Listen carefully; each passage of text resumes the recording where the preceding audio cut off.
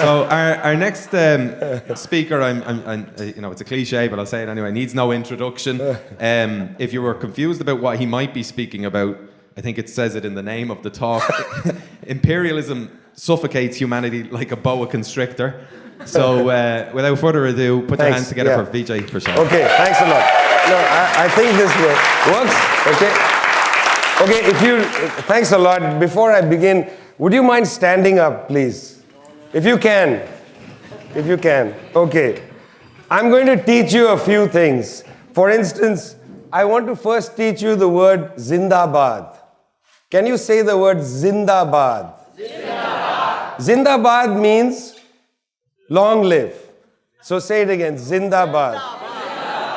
I'm going to say a word and then you say? Zindabad. But not like that. I'm going to say something and you say? Zindabad. Yes.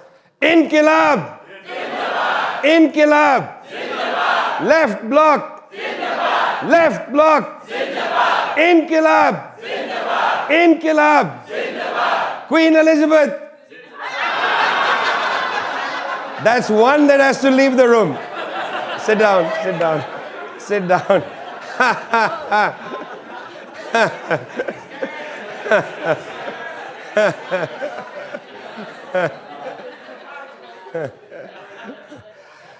Thanks a lot for inviting me to join you at the Scoil Chois Clai. Really happy to be here.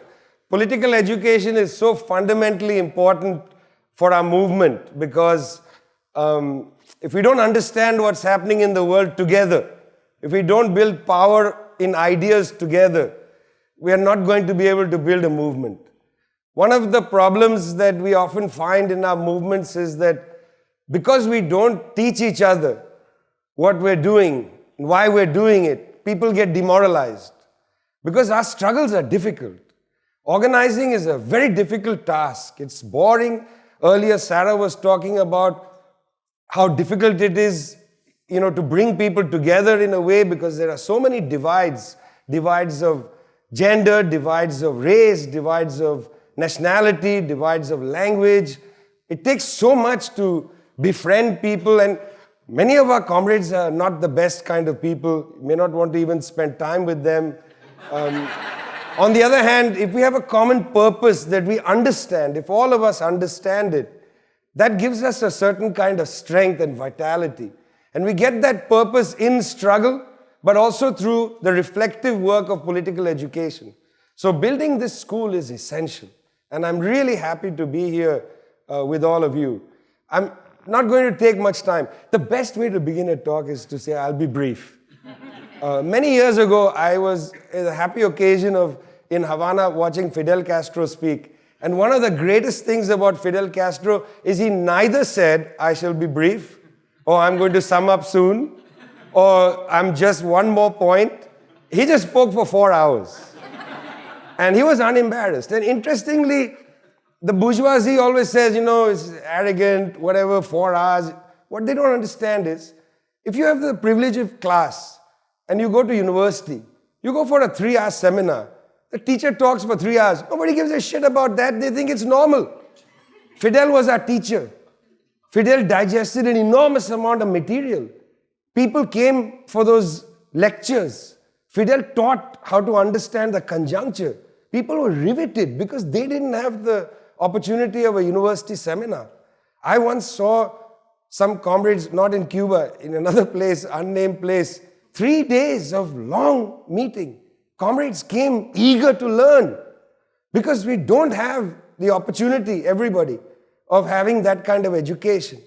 So I'm not saying I'm going to take 4 hours, okay? Because I know earlier there was all this talk of people are eager to go to the pub and so on. That's okay. In fact, you can go now. It's fine. You're not under any compulsion from me. There's no reason to stay.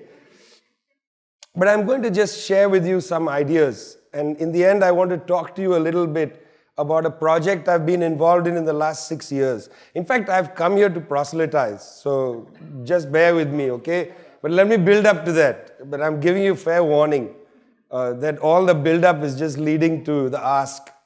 Okay, so there's that. You're familiar with that, are you not? When you speak in a picket or you speak in a union meeting, there's always the ending. Everybody knows it's coming. You must have learned that from your experience in the clerical world, where the whole thing ends with the buckets of money, you know. It's the bottom line, really, is everybody's sort of waiting for the bucket so you can go to the pub, you know.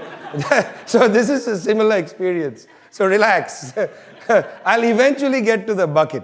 So that's coming. So we'll have that. Well, it's, you know, obvious to you that there are many crises. I mean, we sit down and we are people of the left, and the word crisis is so key to Marxism and the communist movement. And, you know, unlike you, my dear, I've been a member of a communist party for 35 fucking years and not 11 months, and I couldn't bear not to be a member of a party because it disciplines me. It keeps me close to where the class is. And I need to be where the class is because so easy to get distracted, you know, by other things. And I need somebody to tell me that, no, we're here now. And you got to be told that sometimes because the virus of individualism is horrible. However bright you are and whatever you may know, you can drift away from where other people are collectively building something. So important for me. But listen, I know in our tradition, crisis this, crisis that. It's as if the world is going to, what did they say? They always say, somebody said in London at the Glasgow thing, somebody said that the person from the Green Party said, this is our last chance. There's a crisis. We're going to all die. People on the left have been saying this for hundreds of years. Capitalism is going to collapse. We're going to seize the day. And I'm not going to start by saying, well, now we're in a crisis. This is the final crisis. That's nonsense. Capitalism is a crisis.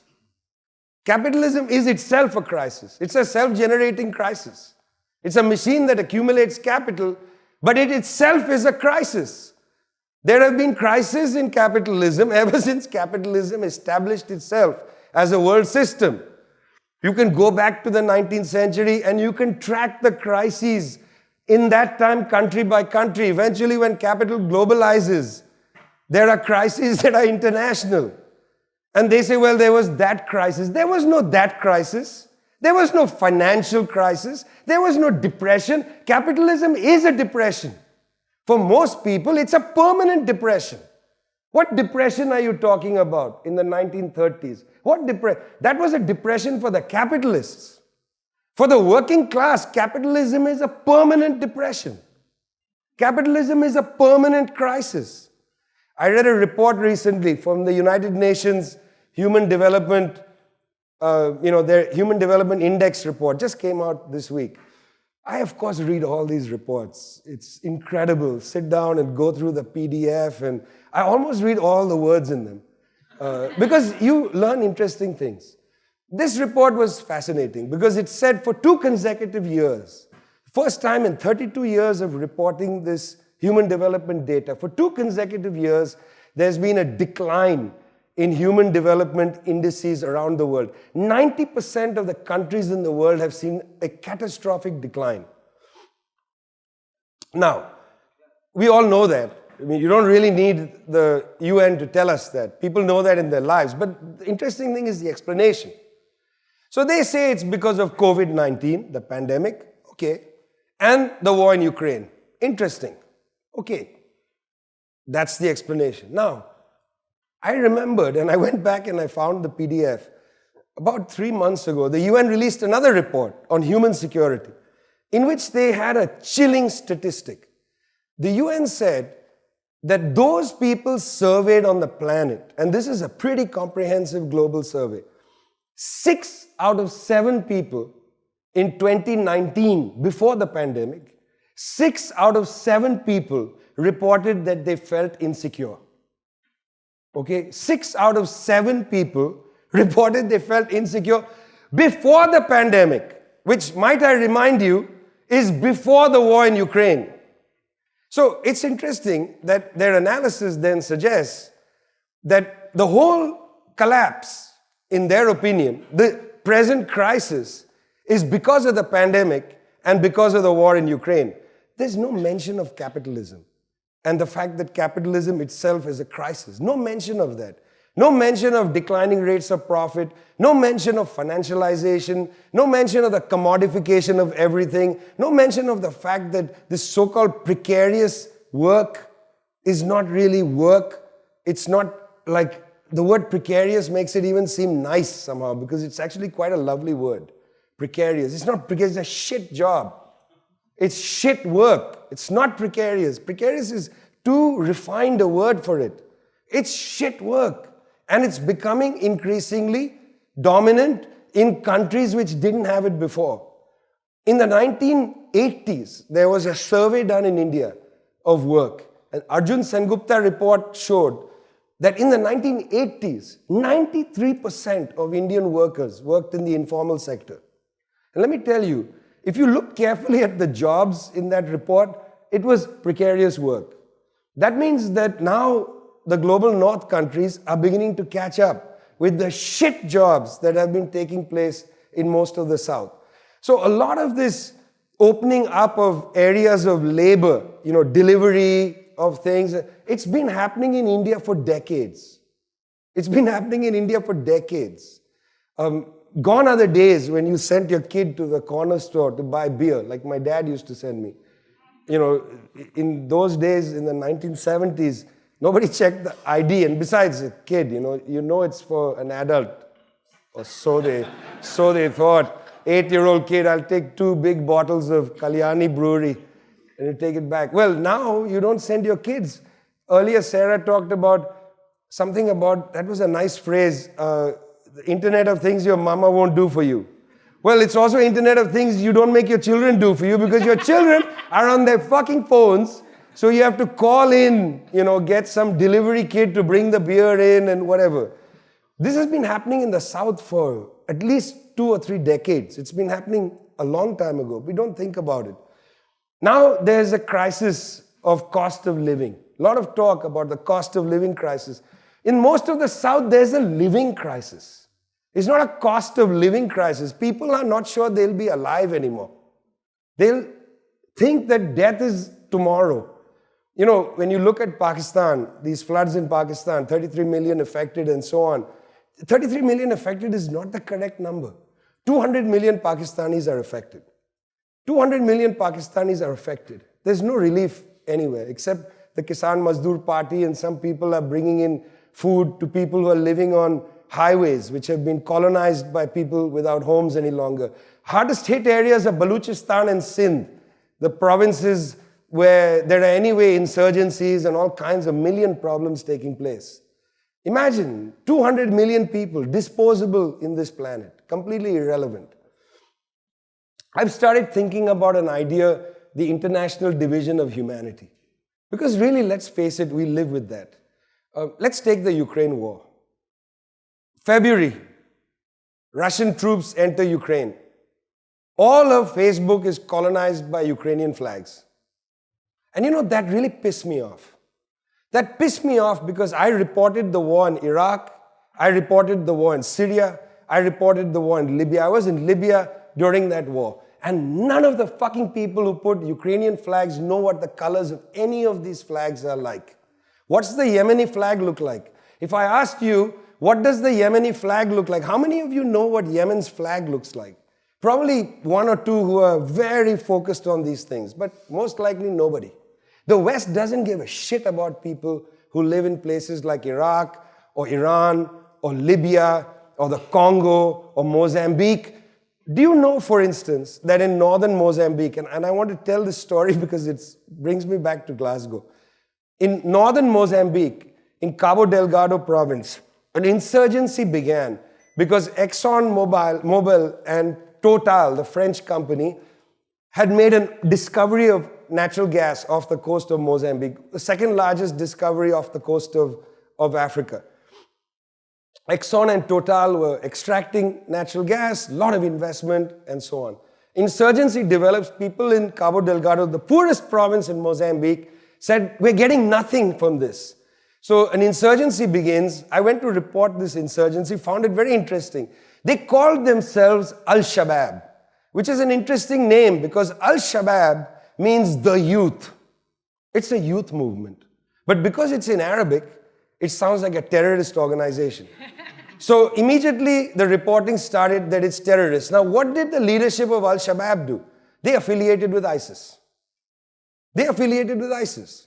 Because they were getting hit as terrorists, they needed arms and so on. They were not a terrorist organization. In fact, they were ex-Mozambican military and ex-Mozambican police, the ones who took up arms, because they knew how to use guns. Others didn't. And then what happens? The French come in and say, we need to crush them. Why do the French need to crush these young kids, many of them, some older? Why? Because of the investments of French Total and of ExxonMobil. But French didn't want to directly intervene. You've been reading recently, maybe you haven't seen this, in the Sahel region of Africa, the French have been getting politically clobbered. They were expelled this year from Mali. The dictatorship removed the French, said get the French troops out. I don't know if you follow this, but France invaded Mali in 2013 in Operation Barkhane. Well, they have been thrown out of Mali. They were skittish. Macron was not keen. It was an election year. He was not keen on sending French troops to Mozambique. So what did they do? They got Rwanda to send Rwandan troops into Mozambique on behalf of France. And for that, France apologized for its role in the genocide in Rwanda. That was the price that the Rwandans extracted from the French. And nobody said a damn thing about the people of Mozambique because they don't exist. They are on the other side of the international division of humanity. There are Ukrainians, and then there are the other people who deserve to be bombed. And I'm serious about that. There are the other people who deserve to be bombed. It's good to bomb them. In fact, it's educational. The first aerial bombardment in the world took place in Libya in 1911. It was the Italians who pioneered aerial bombardment. I remember being in Libya in 2011, the 100th anniversary of the first aerial bombardment in the world. It was done in Libya in 1911, and the West returns 100 years later to say, we're back. We're back. Now, what's interesting about the 1911 bombing is the futurists. You may not know about the... They were all in. They thought it was great. And the texts that were written by the futurists and some of these early fascists, they wrote directly that these Arabs need to be educated. And the way to educate them is to bomb them. Because if it's a little bit like if you're having a heart attack. You may or may not have seen this, right? They bring that machine and they shock you, and that shocks your heart back to life. Well, the futurists sort of thought bombing was a little bit like that. You take a bomb and you drop it on some Arabs, and they get shocked into modernity. Because they're such savage beasts that they're suddenly shocked. Wow, it's like a flash of light from an alien ship. And they're, wow, we were savages, but now we're born. It's evangelism from the skies. Some people will die, but that's an acceptable amount of death. You can tolerate that. One part of the international division of humanity is this, the death. It's acceptable for them.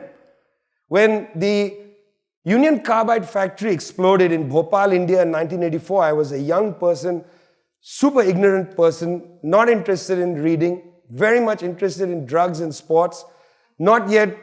I entered the communist movement without reading any books. I entered the communist movement because I wanted to demonstrate against the state. And Union Carbide factory was a key moment. Factory exploded, 3,000 people died almost in one night. The head of American Cyanamid, a major chemical country, said, well, it's terrible what happened, except that Indians have a different standard of life. Because fucking Indians, they'll die, they get reborn. So what do you care when Indians die? And besides, they have 20 kids. 10 of them die, they don't miss them, they have 10. They have a different standard of life. He wrote this, he said this to a New York Times reporter. This was quoted in the New York Times, there was no comment. Because it was utterly acceptable in 1984 and in 2022 that people over there die. What does it matter? They're not white. What does it matter? They're not white. What does it matter? A child dies in India, it's different.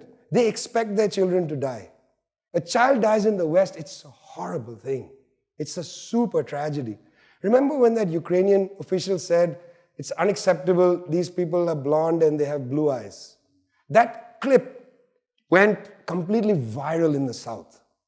The rage against the way this war is going is not turned on Russia. Let me tell you, in Africa, in Asia, and Latin America, people are disappointed and angry with the reaction of the West. It's not about NATO and geopolitics, and that's not there. People aren't thinking about, NATO expansion. No, it's not that. People are pissed off because when you bomb us, you think it's fine, but when you have your own refugees, then you're outraged. Then Poland, Germany, open arms to refugees. You come and destroy Syria, no Syrians allowed. You can drown in the Mediterranean, but you can't come here. We can bomb you, but you can't come and be my neighbor. You bomb me and make me run to you, and then you put up a gate. That's who you are. That's what people thought when they saw the Ukraine war. They were not thinking about geopolitics and, Kiev and Mariupol and Crimea, and nobody knows the names of any of these places, frankly. But they were just remembering that. And also, as many people in South Africa told me, they still think of the fact that when they were fighting their liberation wars, the Russians helped them. That's still there in people's heads. I met a commander in the Spear of the Nation in South Africa who said, I trained in Odessa. I trained in the Soviet Union in Odessa. I have a memory. I know Ukraine. Blah, blah, blah. Those nostalgias exist, but that's not the main thing.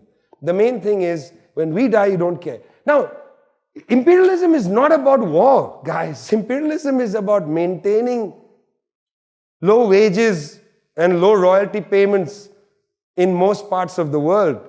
Let me give you a couple of examples of that. And I don't want to get into a big theory of what is imperialism. We can talk about that if you'd like. Haiti, okay? One of the great revolutions of human history. The Haitian Revolution. The Haitian enslaved people took the words of the French Revolution seriously. Liberty, equality, fraternity, words the French don't even understand.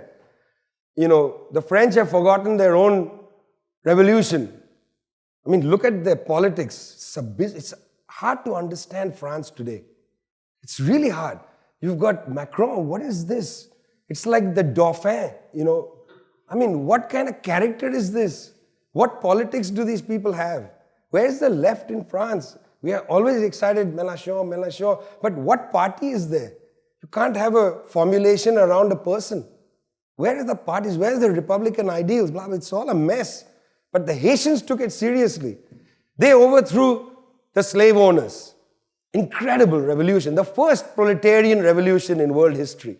Because those plantations were factories. This was not some feudal slave rebellion. This was a proletarian uprising. They created a workers' state, whether deformed or not. Whether deformed or not. It was a workers' state.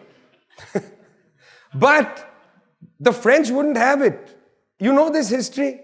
French demanded that the slave owners get paid for the loss of their property. Did you know this? And that payment took place right into the 20th century. Chase Manhattan Bank bought the debt that France was holding and then extracted the indemnity from Haiti right into the post-Second World War period. Haiti was forced to pay the slave owners for liberating themselves. The bloody British government was paying descendants of British slave owners in Jamaica right up to 2010. Did you know that? David bloody Cameron's government was, I think, the last to cut the check to the... What the hell? You talk about decolonization. It's a joke. I was once in an academic place and they were going on and on about decolonial thought. I had no idea what they were talking about. It was super over my head. And I kept thinking, decolonial thought? What about the colonial structures that exist? You're talking about we need to get it out of our heads. The structures are still there. It's not just in the mind. They're still paying an indemnity. Well, Haitian people, by the way, Jean-Bertrand Aristide should be in the Guinness Book of World Records. He's the only head of government to be twice couped by the United States. He suffered 2 coups, the same guy. It's never happened. He's like a hero of mine. Just for that, the Yanks got him twice. After Aristide was removed the second time, a wretchedly right-wing Haitian parliament decided to lift the minimum wage of their essentially maquiladora workers, workers who stitch sweatshirts for US colleges, which say Harvard and Cornell. They are mostly stitched in places like Haiti. These workers were getting 1 or 2 US cents per shirt, sweatshirt, which retails at like $50 US. They were getting 1 or 2 cents. So they lifted the minimum wage in Haiti. Well, you want to know what is imperialism? I meet lots of people, various kinds saying, well, this is a thing of the past, imperialism. It doesn't exist, it's so anachronistic, and why do you talk like that? And, why don't you get up to the times? And, I once had a conversation with David Harvey, who was saying, well, there's more investment coming from the south to the north. And I was like, wow, you're a Marxist. You're like the main interpreter of Marx for so many young people. You go around saying there's no imperialism. You know what happened to those Haitian workers?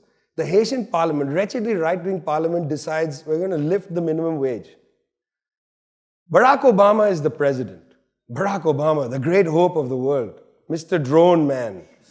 Barack Obama, his Secretary of State is Hillary Clinton. Oh, the great, Hillary Clinton would have been the first woman president in the United States and so on. Hillary Clinton sends her ambassador to the Haitian parliament, and they lobbied them to kill that bill. The United States government killed a bill in Haiti that would have given workers who were making 1 or 2 cents per sweatshirt, 3 or 4 cents per sweatshirt, which retails at $50 US. In Bolivia, the government of MAS, Movement to Socialism, starts to do something interesting. They say, we have lithium in our country. Now, we don't want to follow what happened to our silver previously under the conquistadors, the Spaniards. We want to find a way to process our own lithium. I just was in the Atacama Desert in Chile doing a series of stories on lithium processing in Chile. So interesting because in Chile, the company that owns a lot of the lithium is owned by the son-in-law of General Augusto Pinochet. So that's the scene in Chile. Welcome to the transition out of dictatorship. You can get rid of the dictator, but they still have a grip on the money. They have a grip. The capitalist class is incredible. When the tide comes, they duck their heads, they hold their breath, the water subsides and they stand up. And the rest of us think, oh, that tide just wiped them all away. They're still around. They don't go anywhere. Capital is incredibly resilient. So, in Bolivia, the government of Evo Morales, the MAS government, decides we're going to go essentially from lithium in the ground to electric car. And they built an electric car. Just a few months before he was couped, the electric car factory opened, and it's a little bit like a golf cart. He drove it out of the factory gates. It's an amazing day. Bolivia, a wretchedly poor country, was able to process the lithium. Well, who was helping them? Now it gets really dangerous. Because to do this, they needed a lot of capital and a lot of expertise. And of course, who was available for all this? China. Wow. Now comes the hard part of my talk today. China. The hard part of my talk today, because every time I talk like this, I get accused of being on the pay of Xi Jinping. Because in the West, anytime you say anything positive about China, you must be saying it because you're paid by them. Because you can't have a brain of your own and do an analysis of your own. You're either an agent of Xi or Putin or somebody. If I'm an agent of anybody, guys, I'm an agent of the Cuban government. Far easier for me to, it's easier for me to cop to that, okay? It's much easier for me to cop to that. The Chinese come and invest in it, and then the US ambassador and others put pressure on Morales' government. They don't want to back down. There's a coup. Now, I remember this coup very well. This coup takes place, and people said, well, it had nothing to do with lithium. It had to do with that Evo Morales was in power for too long. Now, it's interesting. Evo Morales, one of the first indigenous presidents in South America, also drove an impressive climate agenda. Now, I know there was a dispute over a road built through the Amazon and so on, but the Cochabamba process that they started on climate is extraordinary. And you should go back and read it. In fact, it's not, bless her heart, Greta Thunberg and others that raised this to the global platform. And I think, it's incredible what this young woman has done. But the process has been going on in these indigenous communities for a very long time. And it came together at Cochabamba in that process set in motion 2010. He's been around too long. I remember listening to that thinking, wow, that's amazing. Nobody ever said that about the government in Germany. Angela Merkel was the chancellor longer than Evo Morales. Nobody said she's been around too long. In fact, now I'm thinking, please bring her back. Because this guy is a moron. And the German Greens are far to the right of anybody. I mean, it's a total disgrace of a political party. The German Green guy is the head of climate and environment. And they're going to open coal plants in Germany. I'm excited to see what they do at Sharm el-Sheikh. Let them this time come and tell the Indians and Chinese to stop using coal. Soon in Germany, they're going to be burning the Black Forest, using charcoal in their homes, because they are so obdurate, unwilling to negotiate with somebody they believe is not to be negotiated with. I'll come back to that in a second. But they couped the government in Bolivia, and people said, well, they deserved it. It was incredible. I mean, the entire Western press, basically, including that shit newspaper in London called The Guardian, all of them lined up behind the idea that Evo Morales had been there too long, or that there was some electoral malpractice in the election. By the way, Morales had been elected a few years before, and that term was to end in January 2020. He was couped in October 2019. Not one liberal constitutionalist said, okay, he didn't win the election, let him finish his term till January 2020. They said, let him go now. And in fact, he was fearful for his life then. He was fearful, and comrades in mass were killed in 2019 and 2020. That's imperialism. Give me another explanation why the United States needs to conduct a coup in a country where there's legitimate elections. Give me an explanation why the Washington Post, the day that Chile was having the vote on the Constitution, why the Washington Post editorial starts with the word lithium. The first word in the editorial is lithium. It's not democracy. The Washington Post editorial was against the new Constitution because the new Constitution would have given the Chilean people some modest control over their resources. So the first word, this is what we used to call naked imperialism. And yet people say it doesn't exist. Or they say there are competing imperialisms. I'll come back to that in a minute. We have an international division of humanity. Some people, it's acceptable to smash them and say we're smashing them in the name of democracy. Some people you can bomb and say we're bombing you in the name of democracy. These people, their actual dignity is irrelevant. You can strangle Cuba for decades on end. Cuba, which is basically in the last period, only exported healthcare, only exported solidarity. You continue to insist that it's an exporter of terrorism. And actually, they are honest. Because in fact, the ruling class in many of these imperialist countries, I think they think that giving healthcare to people is terrorism. Because they don't do it to their own populations. So when Cuba sends doctors overseas, they say this is a disgrace. They are treating their doctors like slaves. I find this very interesting. You know what interests me about this? One of the most underpaid workforces in the world is the United States infantry. These people are not paid anything.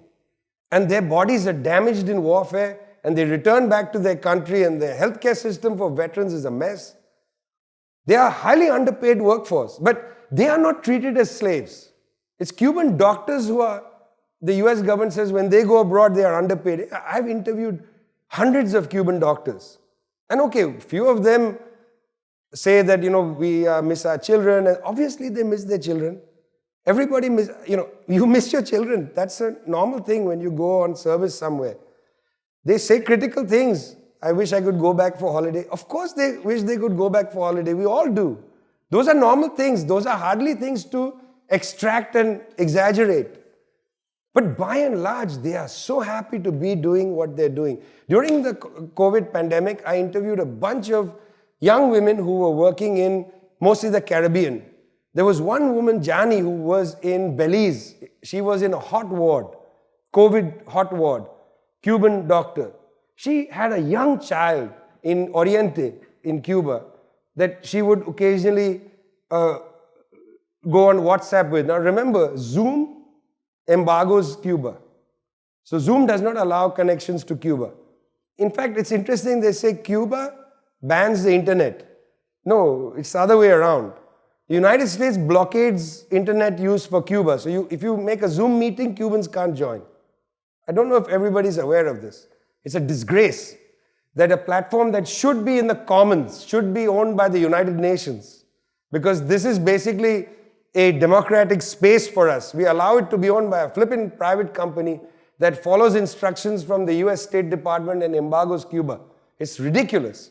We just let it go. You know, it happens. Anyway, Jani was telling me she talks to a kid's young girl, 4 or 5 years old, in Oriente. She was going to be there for almost 2 years. And she said, there is no other place I would like to be. I'm doing what the Commandante had told us to do in the Henry Reeve Brigade when it was set up some years ago. She said, I'm proud to be here in Belize. In Belize. Belize is not a socialist country. In fact, Belize often votes in ways that are contrary to Cuba's interests. But Cuba doesn't give a shit about that. Cuban doctors give solidarity to anybody. But they become exporters of terrorism. They become exporters of terrorism. The United States is not an exporter of terrorism. Very happy when Noam Chomsky made that statement, when he said that the biggest terrorist purveyor of terrorism in the world is the United States government. Biggest purveyor. In what way? By preventing Haitian workers from getting a dignified wage. That's terrorism. Blocking climate negotiations. That's terrorism. That's serious terrorism because they want to destroy the planet. By withdrawing from the Intermediate Nuclear Forces Missile Treaty in 2019 unilaterally, that's terrorism. And that withdrawal is what really disturbed the Russians. We're not going to get too much into that. I want to pivot a little bit to explain where there are some signs of the, let's call them complexities in the world today. This is the section where I'm talking about China and Russia. There are some complexities now. And then later I'll talk about the socialist project. But I think we can't talk about the socialist project, comrades, if we don't deal with this. Because this is the elephant. That if comrades don't know how to talk about this, the others is just idealism. Then we'll just say, let's go out and build the working class movement. You've got to deal with this. You remember in old party classes, the first day was always, what's the state of the world today? What are the balance of forces? When I joined, the Soviet Union was still there. Is the camp of peace enlarging? The camp of war and the camp of peace. And we were taught to understand these things and the forces, the big forces, the smaller forces, the state of the class struggle. That's how I got political education, We learned the levels of analysis. I remember going to college and being told all of that was abysmal thinking. You should not think of levels. You should not think of concrete analyses. You should not think of all this stuff. And I thought, my God, I'm shaped like that. I won't last in those spaces, We are taught to think like that. So this section, I'm going to talk a little bit about that. Maybe it's a little old-fashioned for some of you. In 2007, there was that great financial crisis, you'll remember. 07, 08, 09. It was a long period of distress. US housing markets began to feel vulnerable in 07, 08, and then the two big banks collapsed in New York, Bear Stearns and Lehman Brothers, and then AIC, the insurance company, and so on. And then the wave hit Europe. And European central banks said, we can't do anything, so the US had to bail the Europeans out, etc., etc. Two interesting dynamics take place here. Number one, in China, there's a serious debate about what's happening in the West. A serious debate opens up. At the time, the Chinese government was sort of right of center. It's going to change soon, and I'll tell you about that change, but it was a little more conservative. The head of the economics department in the IMF, Raghunath Rajan, who later becomes the head of the Reserve Bank of India, he said that United States and China are in a satanic embrace because China produces goods and lends the American worker money because US wages have been stagnant for a long time, and the US worker then gets that money in credit and buys Chinese goods. And they buy more Chinese goods and the Chinese get more surplus. So essentially China was recycling its economic surplus to the American working class so it could buy buckets and more things, computers and etc. So in a sense, the boom in the US economy was a false boom because it was financed, underpinned by the Chinese working class and the Chinese national surplus. So he said, this is a satanic embrace. After that collapse, in China, there was a really serious discussion. Like, if the United States collapses, we're going to go down. So we have to pivot away from the US market. So they start having seminars and discussions about how to use their surplus in a different way. Two broad strategies were put on the table. Number one, well, maybe now we should think about improving the conditions of life of particularly people in China outside the Pacific seaboard. So you may know the name Bo Xilai, who later gets caught up in a scandal. Bo Xilai in Chongqing starts the Red Experiment in Chongqing. They start doing various kinds of social transfer payment schemes, improving public transportation and so on. I'll get to that in a second. But the point was move away from the seaboard, from essentially the northern cities down to Shanghai, and take care of the interior, including Hubei province, Wuhan, which becomes famous later, Xinjiang becomes famous later, Tibet, and so on. So the Chinese start a massive scheme there on two legs. Number one, eradicate absolute poverty, which they achieved last year. It's an incredible feat. I mean, coming from India, it is incredible to look north and see that the Chinese have eradicated absolute poverty, because there's about 500 million people in India who live essentially between hunger and chronic hunger every day. So seeing what the Chinese have done is incredible, and when people say, well, but it's authoritarian, tell that to somebody starving on the streets of Mumbai. They'll be interested in your liberal argument, very interested in hearing you debate about democracy as they die in the gutter, their toes being eaten by rats and so on. They have elephantitis. Tell them about that. They would love to hear you lecture them about forms of representative democracy and so on, because they live in the world's largest democracy, except that they can't live because they're dying. So you tell them that. They'll be really interested in that conversation. So one thing they do is they eradicate absolute poverty. Incredible. Secondly, they try to integrate the provinces outside. Mechanization of cotton agriculture in Xinjiang. This is really interesting that Xinjiang becomes the focal point of criticism. I'm not going to get into that. If you want to ask questions, we can talk about that. I've never been to Xinjiang. Been to China a lot. Been to different parts of China. Don't know Xinjiang at all. So I can't speak about things that I don't know about, but I'm happy to engage with you on that if you'd like. Anyway, the second form, when they went out to the outer provinces, was not to do individual transfer payments. The key to what the Chinese project is. Just handing money out to individuals, no good. You saw what the ex-fighters in Colombia did. They were handed money in the deal, and they collectivized the money and created a cooperative. Because being given a check for yourself is meaningless. If I got a check, I'd go and drink it. But if I was able to sit with 20 people, we discipline our money together. It's not just about making better use of the money, but also discipline. You give a person who's never had money, they're going to buy things. Okay, it's automatic. You're going to buy a car, you'll buy things which will depreciate immediately. But if you can discipline each other with the transfer payments that you get, you together can produce something effective. That's what a cooperative is. A cooperative is a form of disciplining us into using our money responsibly. That's how I understand cooperative work. That's what they understood. So rather than just give transfer payments as individual cash payments, which capitalism actually encourages so that you consume more, you buy more shit for yourself, go into debt, get new habits of consumption. Once the transfer payments end, you start taking credit, and then that cycle goes. It's a crazy, ridiculous trap for people. It increases their consumption needs, and then they can't go back to the old forms of consumption. That's what individual transfer payments do. This is different. So improving things like public transport, and then making public transport virtually without tickets.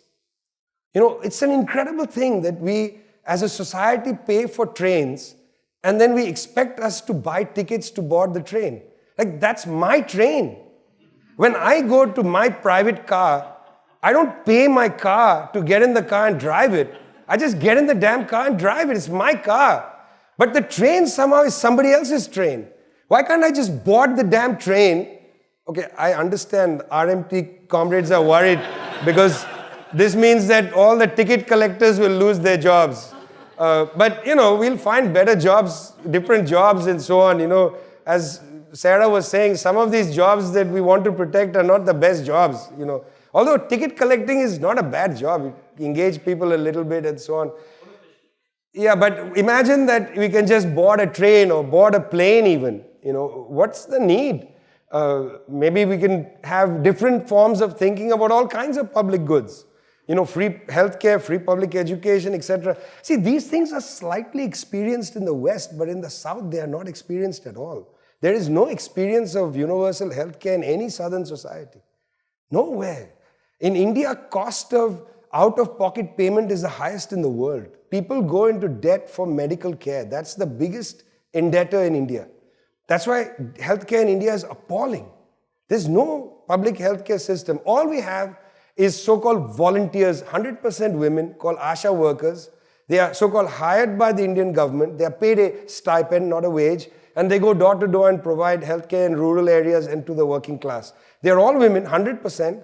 And they are the most militant workers in our general strikes that we've had, where 300 million workers have gone on strike.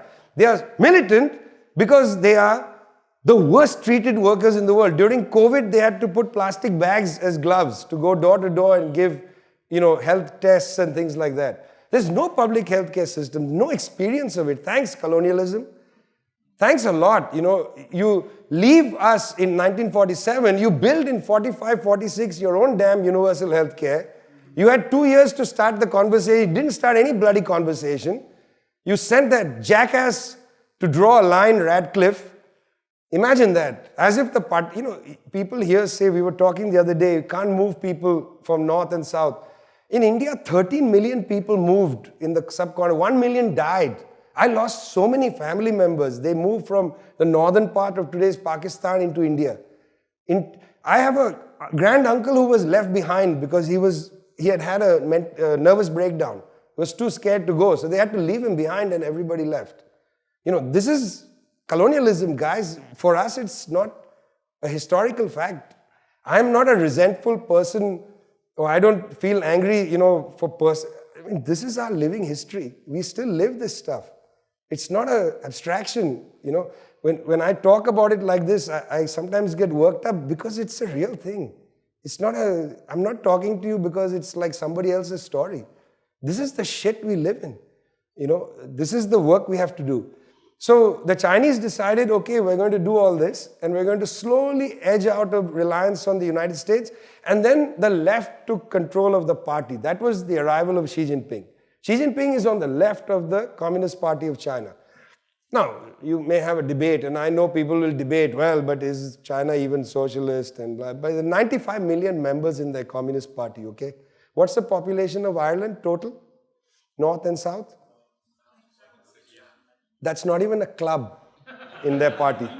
That's not even a cell. 95 million members in that party. When I engage party members there, they say the range of opinion is incredible. There are people who are basically neoliberals. There are hardcore Maoists. It's a huge range. They squabble with each other all the time. When the Yanks say there's no democracy in China, I'm like, there's more democracy in the Communist Party of China than in your own bloody House of Representatives. That House of Representatives doesn't sound to me representative of anything. Here there's enormous debates. It's basically a parliament. It has a different form of democracy. Like it or not, that's what it is. And if you think you can overthrow it, good luck, guys. Seriously, there's no Gorbachev in China, I can tell you. The United States has been looking for years for Gorbachev. They can't find one. It's not happening. They're just not happening. So Xi Jinping arrives and he announces the Belt and Road Initiative, which is their exporting of this strategy of creating a new way to break from the US dominance, their satanic embrace. That was Belt and Road. That Belt and Road enters Europe. 17 European countries sign up for Belt and Road, including Italy. Poland, nowhere near a socialist country, signs up. Why? Because US capital, Western capital is drying up. Chinese have an enormous surplus of capital they are willing to invest in. They are out there for commerce. They are building an enormous commercial network across Eurasia. This is what we are calling the historical integration of Eurasia, which had been blocked by the Cold War, blocked by colonialism, blocked by the humiliation of China 100 years, blocked by all kinds of things. Earlier, the Mongols had tried to build Eurasia, but they had a different attitude. Theirs was the mountain of skulls attitude. The Chinese are not coming with a military, they're coming with cash in hand. And they start integrating. Secondly, the US conducts these amazing wars. Iraq, sanctioned hybrid war against Iran, war on Libya. 3 of the most important energy sources for Europe get destroyed. And Europeans are sort of sleepwalking into Armageddon. Yeah, let's go bomb Libya. It's no problem. Let's destroy Iran. No problem. These are your main energy sources. So that's what? That's 2006, sanctions on Iran. 2003, Iraq war. 2011, Libya. If you go and look and see how increasing dependence on Russian natural gas starts, it's in this period. Nord Stream 1 is built. Nord Stream 2 is built. 30% of German energy is basically from Russia. Increased dependence. This is the historical integration of Eurasia. United States was hell-bent on preventing this. And you read strategic documents in the US, they are terrified that Europe is being integrated away from the Atlantic into Eurasia. And that had to either be delayed or permanently blocked. The US has understood a long time ago it actually cannot compete with China. Because I don't have time to get into this. The Chinese have done something incredible. They have created better technology because they were smarter than the rest of the third world. When companies came and said, can we take advantage of your workers? And Chinese workers, better fed, better educated, better public transport to get them to work, better everything. You think firms can leave China, go to India, crazy? Indian workers are unhealthy, malnutrition, falling ill, terrible public transport, late for work, no concentration at work because you haven't eaten that morning. Workers are not just numbers. 1.4 billion Indians, 1.4 billion. Worker has to have some capacity, has to have some knowledge of what's going on. Modern industrial and small-scale work is not just rote work. It requires an enormous amount of concentration, intelligence, and so on. Speed ups and things require concentration. You need to have good physique for speed up. You need to have eyeglasses if your eyes have degenerated. Where in India is there eyeglasses? You travel in India and see how few people wear glasses. It's not that the genes are better, that they don't need glasses. It's because there's no eye treatment for people. China said, you can use our labor, but you have to give us your technology. So all these French companies, German companies, dying to use Chinese labor, came and they said, you can build solar panels and here's the technology, but we want your labor. Within 10 years, Chinese companies were building better and cheaper solar panels than the Europeans. Cheaper, why? Because the profit margin is much less. They are not taking as much profit because they don't need to have 6 houses, 12 islands that they own. There are some Jeff Bezos type people in China, but not as many as you'd imagine. Not in these sectors. These companies are able to sell, like Huawei, for instance. They have family that owns it, very rich. They live in the province of Taiwan. By the way, in the pub, there's a Taiwanese flag as you enter the door. So you actually have to sort of pay obeisance to US imperialism as you enter the pub, but that's another story. The company like Huawei, they make money, of course, but they make phones. When you travel in Africa, people don't buy Apple phones, they buy Huawei phones. They sometimes buy Samsung, but Huawei is the cheap. Chinese phones are the cheapest. How many of you have Chinese phones? Not that many, okay. You're afraid that they will be snooping on you, I suppose. So the US then starts to say they're going to interfere with your privacy. Remember that discourse? Can't allow Huawei to build 5G. Must get them out of the UK. British intelligence is very worried about this. Meanwhile, US intelligence is snooping through. We know from NSA and Edward Snowden that they're snooping on all our phones. We know that they even snooped on Chancellor Angela Merkel. It wasn't a Chinese, but yet we believe it. Why? Because we are racists. We believe it's okay to have some US snooping. That's acceptable. We can tolerate 20% US snooping. But even 1% of Chinese snooping, that's horrible. Because how dare the Chinese, they're authoritarian, all these racist tropes of the yellow peril. Face it, guys, it's a lot of yellow perilism that's involved in this Chinese discourse. We just don't want to admit that the Chinese are actually people on the planet Earth who have a political project. We don't want to admit that. We're scared of the Chinese. What is this fear based on? It's not rational to me. The Chinese come to Europe and say, we're going to invest in things. Don't let them invest. Don't let them, but it's okay if the US comes in and invests, builds. What do they build? They build airfields. They build an airfield at Shannon, from where they had extraordinary rendition, that great democratic program that the US had, where they democratically went and they democratically took people off the streets of Italy, democratically put them on a CIA plane, democratically brought them to Shannon, democratically refueled the plane, democratically took them to Guantanamo, and democratically ruined their lives. That's somehow acceptable. But if the Chinese come and say, I want to open a shop, oh, well, that's colonialism. It's amazing what we allow ourselves to think. And we don't want to talk to people about this because we're scared. Because of the overwhelming propaganda on this. And I'm not talking about Xinjiang, I'm just talking about a shop, a business, a phone. The phone in your hand. My God, Xi Jinping has better things to do than to read your texts. A lot better things to do. So we come to the Ukraine thing, and I'm going to end soon. I don't want to get into that very much. But that Ukraine thing, it's not only about NATO expansion, it's about this prevention of the historical integration of Eurasia. United States simply does not want to permit it.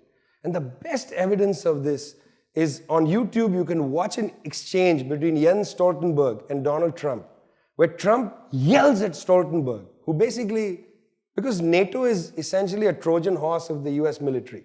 Although you might believe that NATO is an independent instrument, it's basically a US front. He yells at Stoltenberg and he tells him, listen, we are paying for your security, he says to him. But yet you're paying so much money to the Russians for energy. Why should we give you security if you're draining money out to the Russians? Why should you? Better that you buy energy from us. That means the United States. Now think about the climate implications. Rather than piping gas through Nord Stream 1 and 2, let's liquefy the gas in New Orleans, put it on a tanker, take it across the Atlantic, bring it to Hamburg to a non-existent LNG port, take it off the ship, bring it back into its gaseous state, and then pipe it to people's homes. It's far better for the climate to do that than to just draw Russian natural gas directly. This is the thinking that has become completely normal. Far better to restart a nuclear power plant in Germany than to have a peace negotiation with the Russians. Russians don't want to negotiate because Putin is not reliable and he's a totalitarian dictator. By the way, the person who wrote the article saying rootin' for Putin 15 years ago was Thomas Friedman in the New York Times. Putin is a creature of the Yeltsin years. He's not a creature of the KGB. In the early period of Putin's career, he was completely pro-American. Completely. 2007, in this period of change, he goes to the Munich Security Conference and he says something completely outrageous. Putin says, he gives a really interesting speech. He says, the planet should not have one single master. The planet should not have one single master. He says, that is an outrageous thing to say. That was the rudest thing he could have done. Come to Munich and say, the planet, he never named the master. He said, planet, and he was pilloried in the Western press. The image of Putin went from the day before that speech to the day after, from a great guy trying to do these great things, change Russia, blah, blah, to a complete different, now he's a dictator. It's amazing how media accounts can work. Suddenly he is the monster. It's interesting how the Yanks do this. Saddam is a monster. Gaddafi is a monster. Yesterday you were bloody giving Saddam chemical weapons to gas the Iranians and the Kurds. Now suddenly he's a monster. Yesterday, you made a peace deal with Gaddafi, who paid for Sarkozy's re-election campaign, and then suddenly he's a monster. Yesterday, the CIA was paying Manuel Noriega, president of Panama, to do their dirty work for him. Suddenly, he's a monster. And we fall for it all the time. We never learn. We have like a mental amnesia. Their propaganda is so effective. Yesterday, Putin was a great guy trying to advance the democratic process. Suddenly, he's a dictator. And we fall for it completely. Be careful with this, The other day, I sent a tweet out, that Martin Niemöller thing. First, they came for the communists, and then they came for the this and so on. First, they came for Gaddafi, then they came for... I'm not saying, Gaddafi was a great guy. I've been to Libya since 1974 as a kid. I know the country intimately. Lots of ins and outs, and I'll get to that in this last section. But be careful. When I did the tweet, I wrote, first they came for the communists, and I said, I am a communist. And we forget that. We say, no, it's not me, take the others. We say, yeah, let's go after Putin first. Where will you draw the line? It seems to me that people in the West in particular are saying, let's go after Putin, let's try to overthrow that government. Then let's next overthrow the Chinese government, and then we can deal with climate change and establish. In April, Fiona Hill, who's a nasty piece of work, she's a British born, she was the chief of staff for Trump, worked for John Bolton. She published an article in the current issue of Foreign Affairs magazine where she reveals that in mid-April, the Russians and the Ukrainians had a peace deal. And basically the terms of the peace deal was Minsk II. That was in April. The war starts in February 23rd, March, the whole month, and early April. So that's about maybe 6 weeks of fighting. This was before Mariupol and so on. 6 weeks of fighting. And then what happens? That great humanitarian shows up in Kiev, Boris Johnson. And he tells Volodymyr Zelensky, no deal. Zelensky then goes on TV and says, we're not negotiating with the Russians. Now you tell me who doesn't want to negotiate. And you tell me who's not a reliable negotiator. The Iranians spent years negotiating a deal so that their people can eat and have health care. And then Trump just walks out of that deal. And people still say that no, Putin is not a reliable person to negotiate with. The Yanks are reliable. What's wrong with our brains? Who's walked out of the most consequential treaty which the European Union validated? Where was the government in Ireland? What did they say when the Yanks walked out of that deal? You will complain about the Good Friday Agreement and you will torture yourselves. We can't walk out of that agreement. Meanwhile, the Yanks just walked out of the Iran deal, wanting to destroy that government and the people of Iran, and nobody says a word. Where was the Irish government? Where was the UK government? UK government going on behind the US as usual. It's not even a government, it's a disgrace. Westminster is a disgrace. It's a disgrace. If not for one or two people that stand up and speak the truth there, it's a disgrace. It's not a parliament. It's not a parliament. It's not a parliament because it doesn't stand for the rights of the people. It doesn't stand for what is good for the British people. Do you want to also burn charcoal in your homes?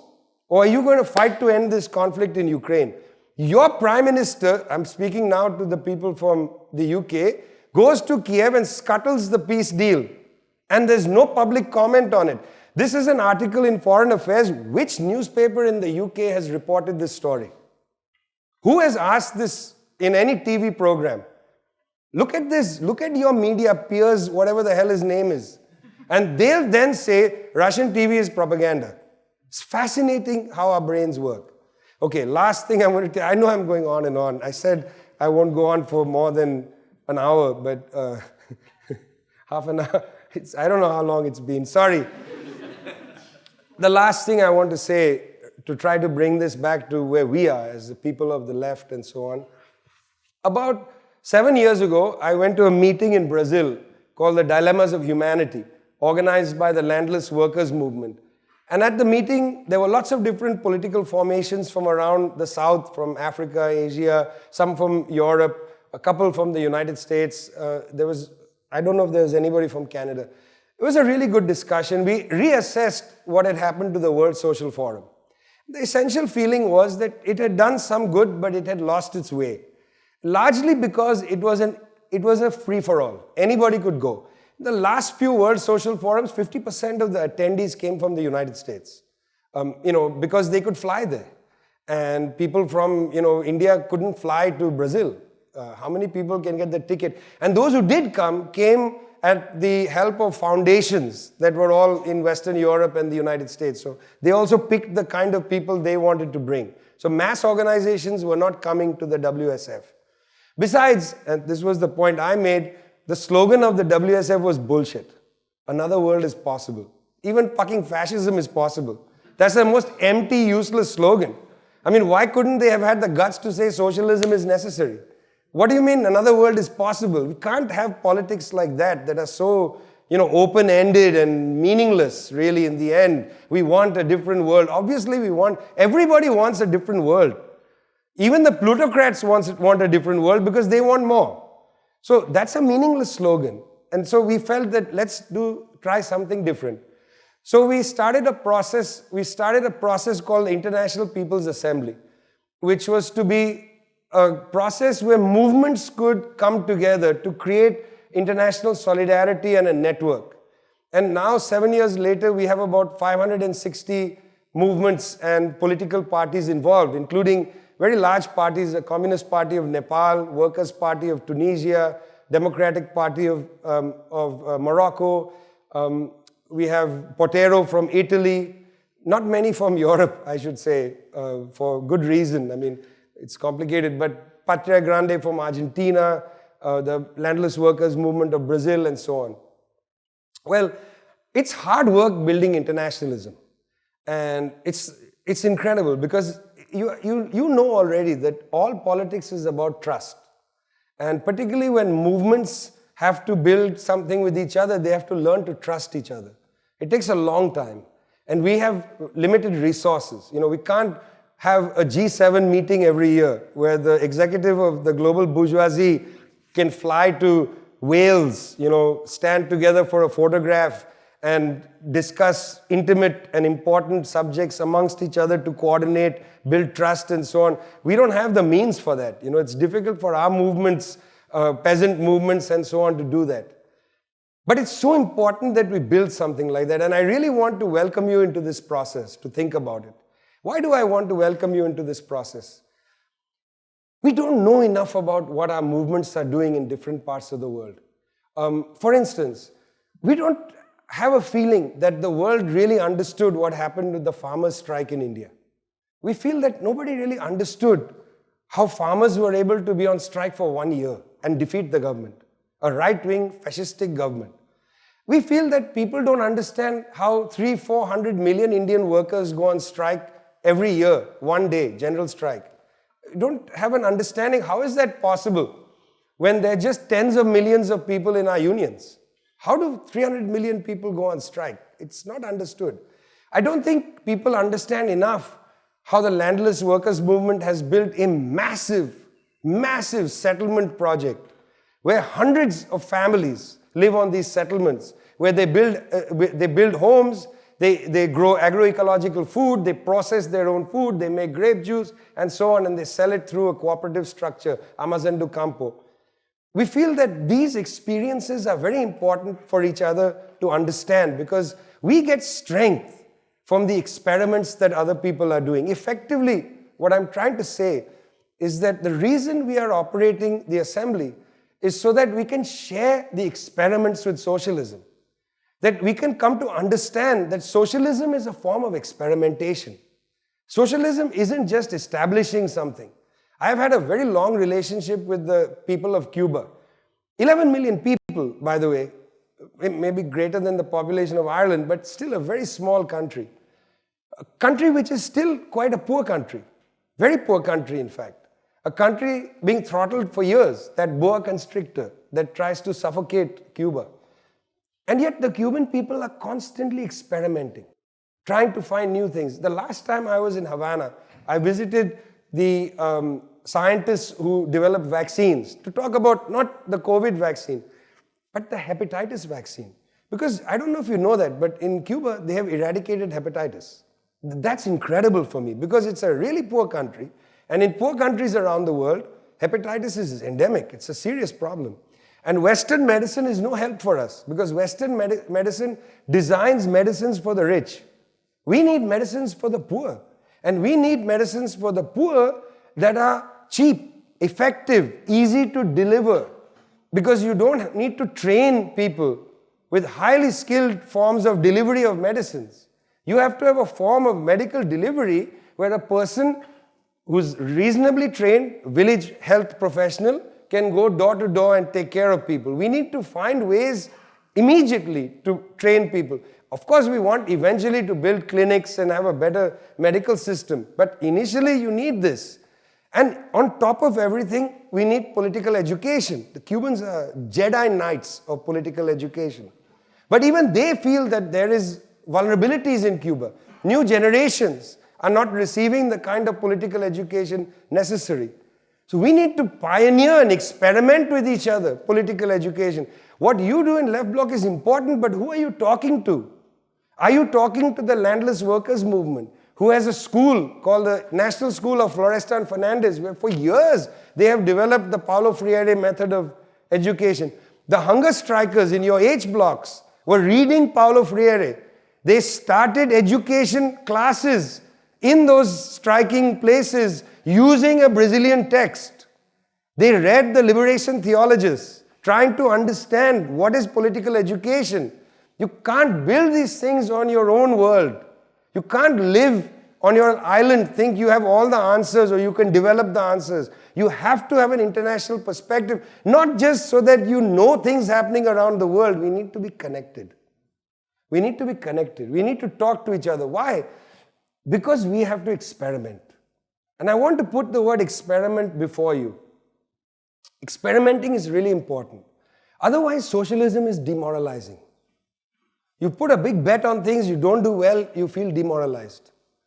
And I'm going to end with my great friend, Friedrich Engels.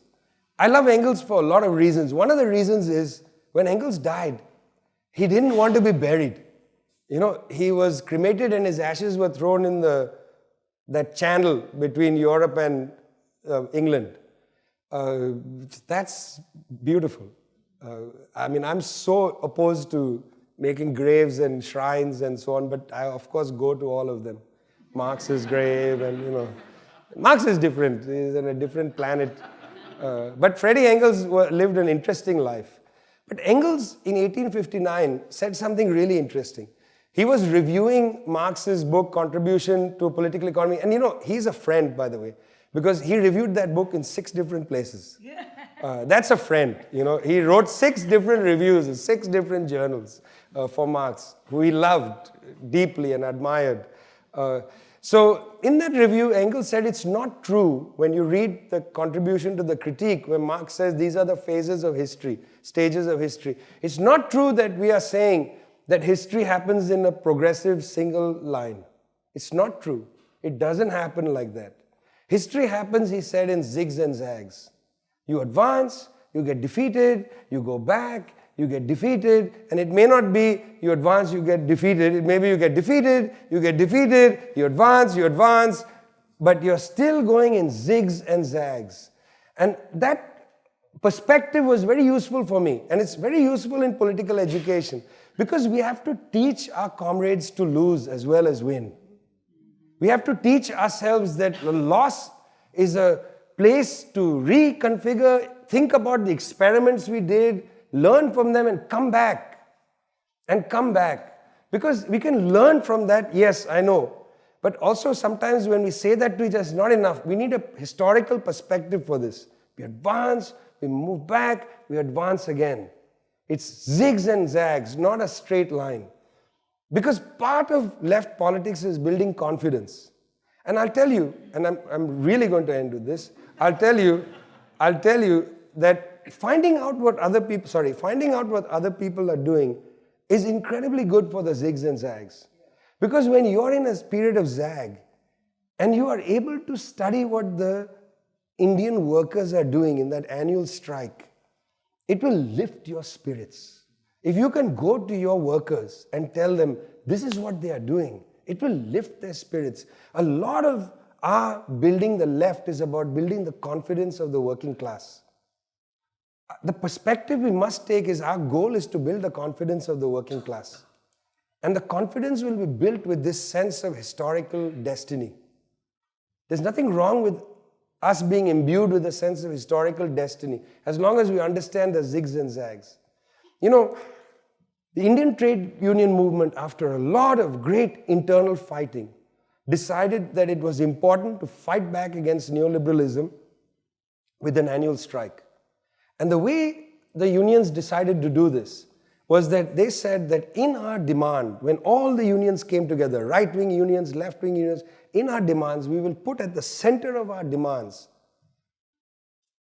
the demands of the unorganized sector. So the centerpiece of the demands is what the unorganized need. So if the vanguard of the working class, the organized sectors of the working class, can lift up the issues of the most deprived sections of the working class, everybody will come out.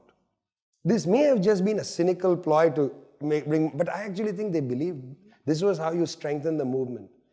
And when you see the movement today, when the general strike takes place annually, it's a huge exercise of collective recovery of public life. When that takes place every year, there are large numbers of informal workers, women who work in the care economy, women who work in the healthcare sector, ASHA workers I had mentioned earlier, women who work in the hospital sector. They are in the forefront because their issues are in the forefront. It's not just what you were saying earlier, that women are good at logistics. I 100% agree with you, which is why they come to the pickets and so on. But also, it's not just they come for somebody else's issues. Their issues are at the forefront. And through huge struggle, the trade union movement did that. If we're going to capture power in the world, we can't just fight for our own interests. We have to fight for everybody's interests. We have to fight for everybody's interests. I learned this idea about having to think about zigzags not only from Engels, and I'm not going to quote that other man, but I'll quote from Lenin. Lenin had a really interesting statement. Lenin said, if you're too afraid to lose, you'll do nothing. If you're too afraid to lose, you'll do nothing. So comrades, be prepared to win. Thanks a lot.